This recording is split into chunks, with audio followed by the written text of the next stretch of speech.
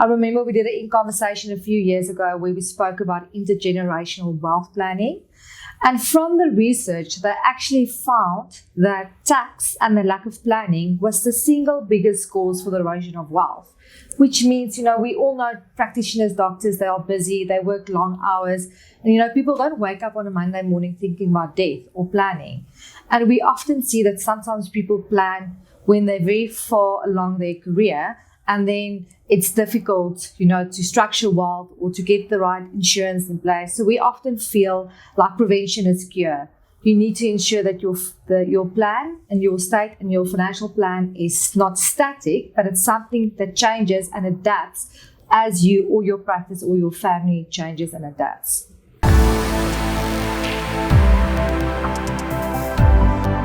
So I think one of the most important things is you should run your practice like a business, where you think about other ways to generate annuity income. Being a lawyer, we've got similar issues. We sell our time, we are our practice. So think about different income streams.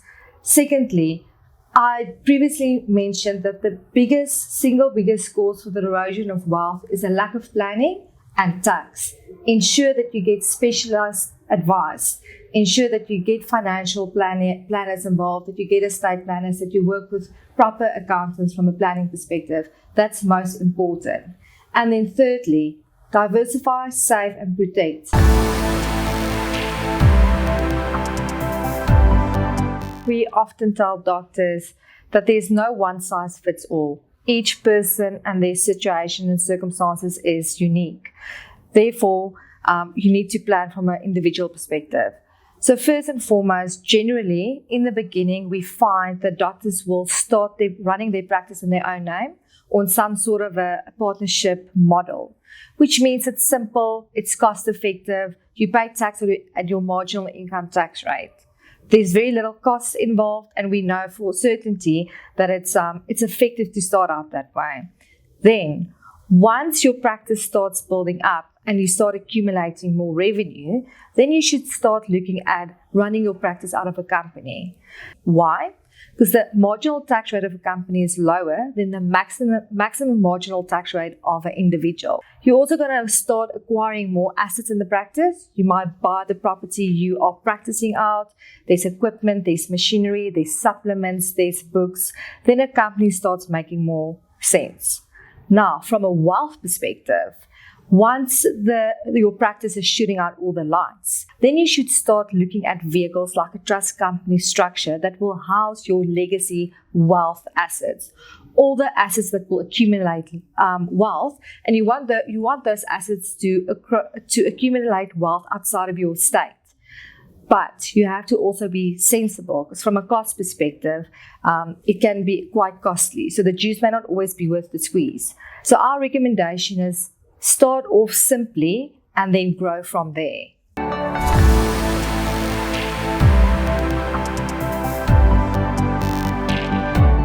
So if I had to compare all the role plays, when it comes to tax compliance, being compliant from a tax perspective, the most important or key role play in a doctor's life is his or her accountant, someone that will ensure that you comply from a tax perspective.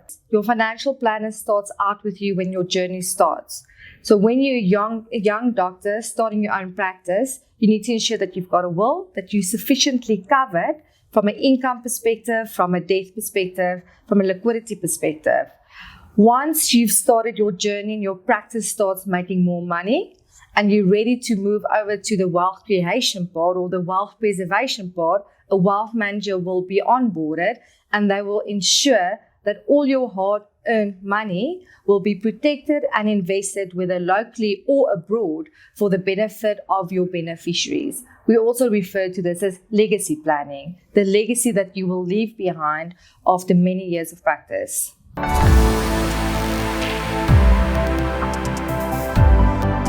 So I think most importantly is you need specialist advice. I don't go to a heart surgeon if I need brain surgery. The same should apply to you. So we've often seen that a lack of specialist advice is probably the biggest reason why there's non-compliance, or they don't have the best planning in place, or there's insurance issues or liquidity issues. So specialist advice is most important. As an example, at Investec, we've got financial planners that will walk this journey with you. They can assist you with liquidity and retirement planning.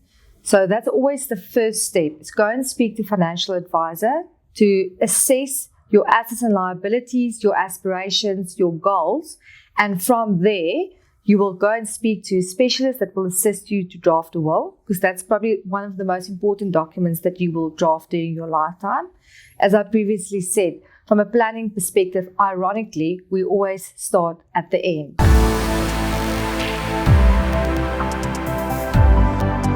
The ultimate form of sophistication is simplicity. And we often find that doctors will start out simple. It's cost effective, it makes sense as they're accumulating and growing their wealth. And then they will adapt and grow as their practice grows. So I think simplicity is important. Your estate plan and your wealth plan should be simple. Often people are dazzled with complex tax planning structuring that promises to never pay tax. Those days are over. You should start simply and then grow from there.